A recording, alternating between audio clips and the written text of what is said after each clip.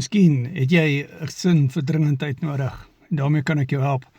Op die Carnivore en Keto Word Coaching verduidelik ek vir jou biologies hoekom dit belangrik is om reg te eet en hoe om ook jou doelwitte te bereik, soos byvoorbeeld om urinesuur af te bring, hoë bloeddruk weg te vat, wat veroorsaak word deur hoë insulienvlakke.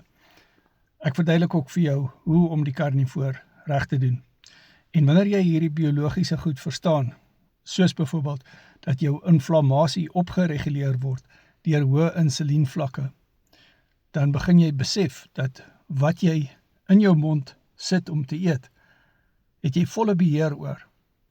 Maar wanneer jy dit klaar geëet het, het jy niks beheer daaroor meer nie. Dan word dit wat dit word. So met ander woorde, dit is nie jou skuld dat jy dalk oorgewig is nie. Dit is jou skuld wel dat jy die verkeerde tipe kos geëet het. En daarmee kan ek jou help. WhatsApp my, doen 'n Carnivore Keto Word Coaching sessie, kry jou verantwoordelikheid reg teenoor jouself en jou eie gesondheid. Hoekom?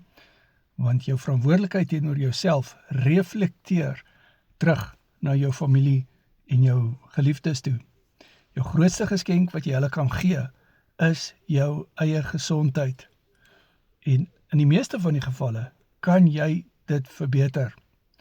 WhatsApp my, coach al 6 jaar op die Carnivore dieet en ek is vandag 7 jaar en 137 dae op die Carnivore dieet.